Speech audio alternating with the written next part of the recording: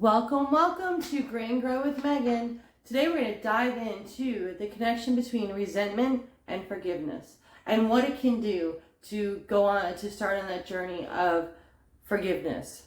So, have you ever been the victim of someone's hurtful words or actions?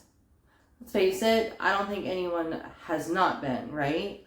So, from parents to partners to random strangers, anyone, right?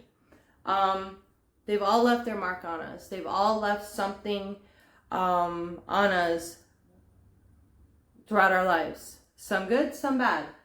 Depending on how long you were exposed to it, you can be left feeling vulnerable. It may also leave you with the feelings of anger and resentment. If you were exposed to a lot of things, to a long period of someone, especially someone who's supposed to love you, supposed to give you kindness, and they did not, like siblings or family or friends, the people you trusted, it can leave us feeling extremely vulnerable and have a lot of anger and resentment. This can actually manifest to chronic stress and anxiety. Now, I know a bunch of my clients over the years have spoken to me about anxiety, and some of this is stemming from your resentments, from your anger, because anger can cause anxiety over time and stress. So, if left untreated, it can lead to serious health issues. And we're going to go into some of the physical aspects of it because it's really interesting. Being a massage therapist, I'm kind of interested in that. We're going to do that in the next session. But today we're going to talk about the connection between resentment and forgiveness. So the only way to stay healthy, both mentally and physically, is to practice forgiveness. This can lead to inner peace, hope, and joy. A lot of us are lacking that, aren't we? A lot of us are lacking that. I know there are times where the happiness and the joy comes and goes because of situations going on right in this moment. But that inner peace really comes from being happy within yourself. And that comes from not having that resentment, not having that anger towards others or even towards yourself. And we're going to talk more about that as well. Today we're talking about the connection between resentment and forgiveness. Understanding the link between them can lead you on a path towards spiritual, emotional, and physical well-being. So, let's get started. Why holding grudges is easy. It's easy to hold grudges, right? It's like simple. You sit there and you have someone who hurt you. Say an ex. Not only did you guys break up, but then they start talking stuff and they start saying all this mean stuff about you, untrue to you and untrue as far as you know and how you treated them, but they're talking it and you have a lot of resentment and anger towards that. It's easy just to hold a grudge towards them. The part we don't get is that grudge that we're holding is only hurting us because you know what? They're living their lives. Being hurt, especially by someone you trust, makes you feel angry and confused. When this happens, our initial response is to lash out. We always want to lash out, right? Always. We want to lash out some way, some form. We want to lash out. It's easy to lash out at people. It gives you the illusion of control and power. So when we're lashing out, it's more about wanting that control and wanting that power that we've now lost. It's even easier to hold grudges and blame other people for your woes. This it's so easy to blame others. It's so easy to hold that anger for things from 20 years ago, 30 years ago. I have family members that can hold grudges like no tomorrow. And they will hold them forever, basically. And the problem with that is that the two I'm thinking of, the two that are the worst at it, are ones that their health and their mental health and their physical health are not that great. And there's a reason for that. Okay, so I know, like, it's easy to hold those grudges. It's easy to hold resentment. It's easy to kind of be like, oh, well, I'm not talking to them until they make it right. The funny part is that the other person isn't even thinking about making it right. After a certain amount of time, they're not even thinking about it. They're like, okay, well, it is what it is, and we're going to move on. And you're still thinking in that anger and that resentment and that I'm not going to talk to them until they make it right. Well, good luck, because it's just going to hurt you in the long run. It makes you feel good, righteous even, but it's, let's be honest, that only lasts for a couple of minutes. Having the grudge, lashing out, having grudges, and only that righteous, that goodness, like you feel like you did good, that only lasts a few minutes. It only lasts a little bit of time. Then it's like exhausting. It's literally exhausting keeping grudges. It's literally exhausting. Like, both of my family members that I know hold grudges, and because I've been on the the recipient of that many times in my life with them, they don't sleep well. They're exhausted, but they can't sleep because they're too busy wasting their energy on grudges. They're too busy wasting their energy on resentment. So their thoughts go right to that anger and that resentment when they lay down. And they don't even realize it, but that's what it does. And it keeps them from sleeping properly. And it keeps them consistently exhausted. And over time, it eats away at their physical health as well. So it's really important to really get a grip on this grudging and this resentment and this anger. Harboring resentment is one of those negative feelings that can eat you up. You know the ones that will fill you with bitterness and rage. Pretty soon, you're falling deeper and deeper into a rabbit hole of self-pity, cynicism, and grudges. How many of us know someone like that? They started off with minor stuff. They started off with a little bit of grudges, a little bit of anger, a little bit of resentment, and now they've just gone further and further down that rabbit hole, further down that rabbit hole, further down that rabbit hole, to where now they are sitting there. They are cynics. They're angry all the time. They hold resentment for everything, and all they want to talk about is a negative. Are you one of them? Or do you know one of them? I know a few of them. The ugly side effects of resentment. Forgiving doesn't come easily for many people. However, with some practice, anyone can learn how to become more forgiving. And like we talked about in previous sessions, forgiving that person it's not about them. It's about you. It's about your heart. It's about who you are. And it's about you moving forward in your life. It's not about them. Forgiving is about you allowing the space for love and for goodness and for positivity in your mind and in your heart, instead of holding on to that anger.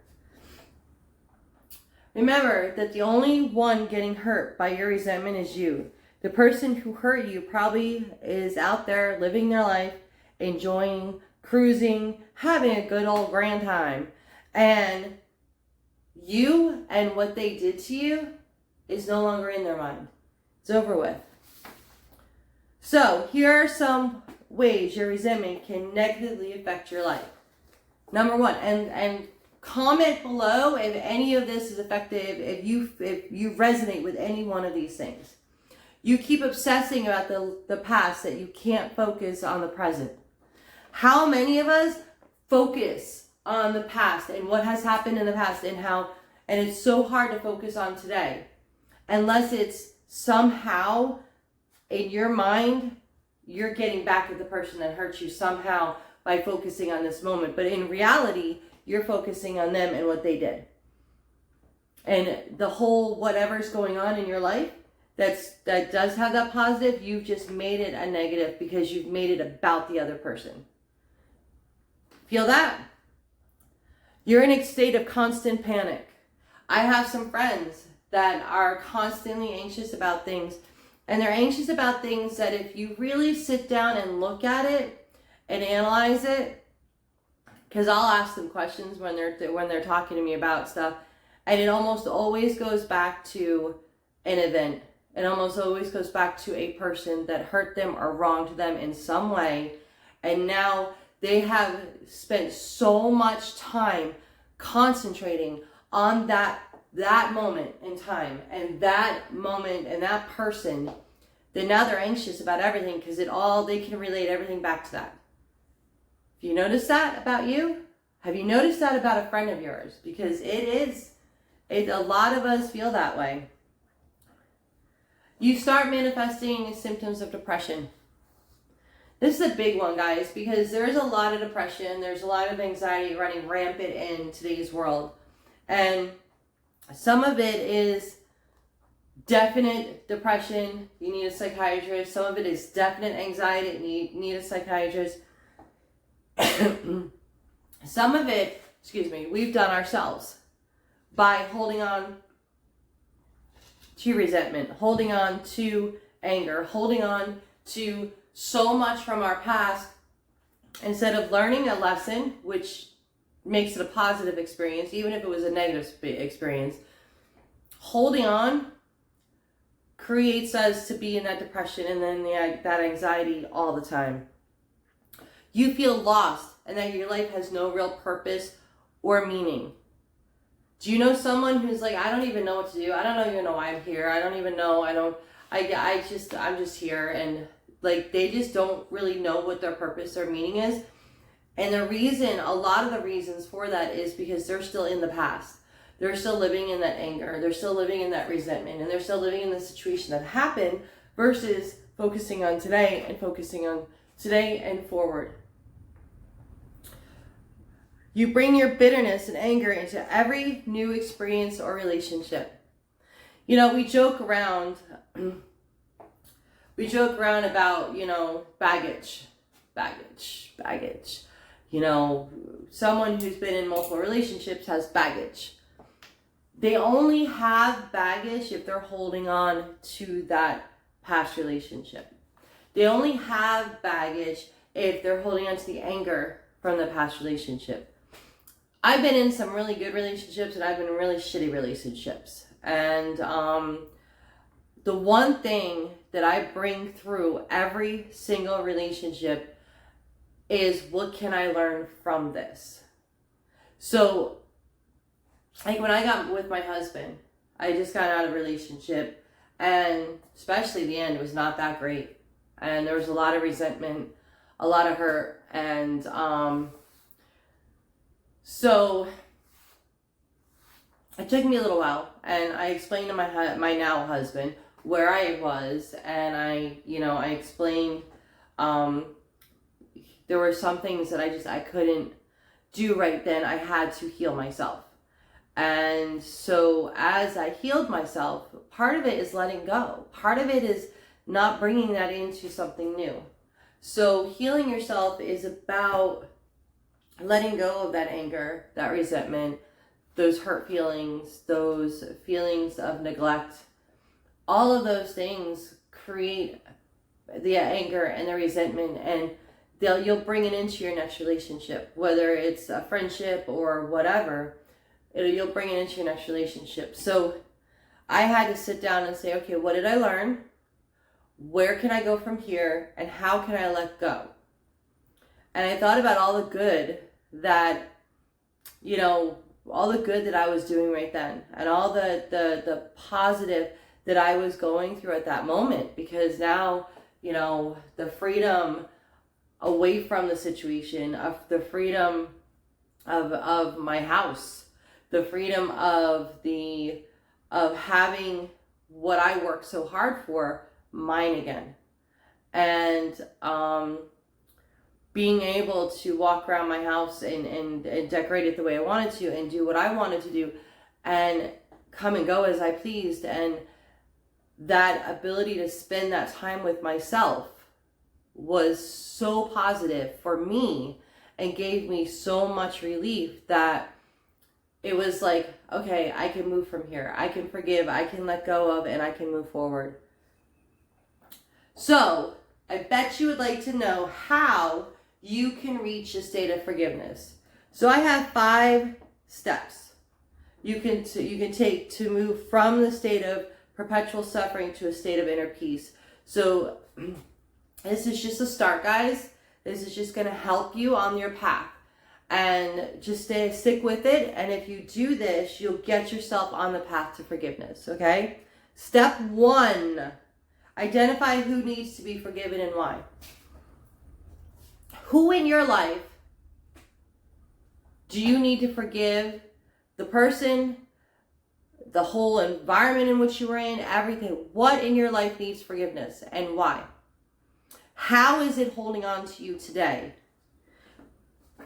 So the why would be, why do they need to be forgiven? It's not they need. Why do you need to forgive them? What is it doing to your life today? What is it doing to how you feel today? How is it affecting you at this moment still? That's your why on why you need to forgive them. Okay? Choose to stop playing the role of a victim and regain power over your life. And this is no way about victim blaming. So like, I'm not saying that, but the longer you hold on to that feeling of anger, the longer you hold on to that feeling of resentment, the longer you feel that you need to regain that control, you'll never regain it. That's what people, a lot of people, and I didn't understand it until, God, well into my 20s, even close to my 30s, I think. I didn't understand it. Is that the minute I hold anger and I hold resentment and I hold that wanting to get back at someone, I give them my control over me. I am literally giving up my control over my life and over who I am to this person who probably doesn't even realize that they have that control on me. Does that make sense? So I have an ex that was abusive, and people ask me why I don't hate him, I'm not mad at him. I don't, there's just, it's because if I continue to hold that hate and that fear and that resentment and all those negative or feelings that are not serving me, he still has control, guys. He still has that control over me. And I'm not about to give that to him. And I'm not about to allow him to continue to control my life, because I deserve to be able to control my own life. And the only way I can do that is not by me keeping that control within myself and not giving it to other people. The way I keep it within myself and not give it to other people is not hold that anger, not hold that resentment, not hold that hate, not hold that wanting to get back at, not holding any of that, because all that gives him control. Try empathy by attempting to see what happened from other person's viewpoint. There are times this can be done and this cannot be done. Okay, so there's certain situations that you can probably look at, a situation where you can show empathy. I had a friend a few years ago that I really feel like she wronged me. I really feel like the way things went down that ended our friendship was kind of mind-boggling and kind of frustrating, right? And I didn't fully understand what was going on. I still don't know the whole situation, because it just like 1 minute everything was fine and the next minute it was like, well, it was like, oh, okay. And I can hold that pain and that frustration and that anger towards her. Or I can try to be empathetic and say, you know what, I don't know the whole story and I don't know what's going on, but obviously she was in pain somehow and she had to lash out at someone. So she lashed out at me because I can take it. And so that's fine. And I can forgive her for that behavior towards me. And I hope things are better for her now. Or I hope things get better for her. Kind of makes sense. Now, there's other situations where you can't. Like, someone, your parent, a family member spent years beating the crap out of you. Then you're obviously there's not a whole lot of empathy that can be had there. However, it's very hard to show empathy for someone who did that to you. And I completely get that. And I would never say, well, you have to. But can you look in any way at the situation and say, they were not right. And, doing that to a child, or doing that to a teenager, or doing that to their girlfriend or wife or whatever is absolutely wrong. But I know there were a lot of things going on in their lives, and I cannot forget it, and I cannot show the empathy because they took it out in a violent way on me. But I can let my feelings go towards them because I need to for my future. That's not really showing empathy, but what that is showing is that ability to show, to understand that some things just are, some things, there's nothing that can be done to show the empathy, but that you understand that there are things outside of everyone's control, and that you're willing to allow for that forgiveness to enter your heart towards them. Not forget it, but enter that heart towards them so that you can move on and you can let go. So, step 4, realize that when you forgive, you can improve your mental health and physical health. So we're going to go over, those are 2 other sessions where we're going to go over mental health and physical health as far as forgiveness. And by allowing for forgiveness and giving that forgiveness, and like I said, I've said more than once now, guys, you do not have to say, so-and-so, I forgive you. You don't have to say it to their face. But what you can do is you can sit there and say in your mind, on a piece of paper, I forgive you. Because I have to forgive you in order to move forward in my life. It's completely different. They don't need to know you forgive them. You need to know you forgive them. Keep a journal. Keep a journal of, or use guided meditation, which we're going to do a guided meditation to communicate and release feelings of hurt. I'm going to do one towards the end of this season on forgiveness. I am going to do a guided meditation. And I will let you guys know ahead of time that that's good. Then hey, the next session is going to be the guided meditation. But I'm going to show you a guided meditation specifically for forgiveness. And so that you can start on that path of forgiveness. Learn to not define yourself by what happened or how you've been hurt. So with my ex that was abusive, I can define myself by what happened. I could. It's easy to do, right? We do it all the time. By the friends that have somehow hurt me, I can define myself. By the family members that have somehow hurt me, I can define myself by what they've said or what they've done. I can define myself by that. Or I can say, you know what?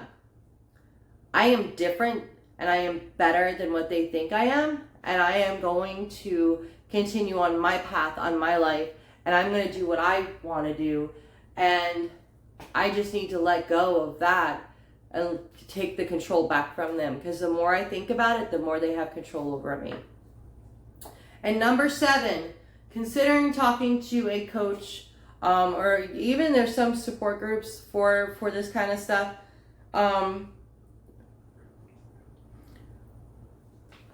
Excuse me. There are some support groups for this. There are the coaches like me that can help guide you through some of this forgiveness. And you can always reach out to them, or me, or if you know one personally. you can always reach out to them. So that is all I've got for today, ladies and gentlemen. This one was about the connection between resentment and forgiveness. It does, holding resentment, holding anger, holding all that negative space brings you down physically, brings you down mentally. And I encourage you to start on the path to forgiveness. There are seven steps that I went over. There are 7 parts to it, beginning steps. And I encourage you to really start looking into those and working on those. Again, number 1 is going to be identify who needs your forgiveness and why. Number 2, choose to stop playing the role of victim and regain the power you once had on your life. Number 3, try empathy. Try attempting to see what happened from the other's point of view. Number 4, realize that when you forgive, you improve your mental and physical health. Number 5, keep a journal or use guided meditation. Number 6, learn to not define yourself by what happened. And number 7, consider talking to a coach or getting into a group, support group. Thank you very much. This has been Gray and Grow with Megan, brought to you by Phoenix Body and Mind. We love you. We'll see you again. Stay at peace.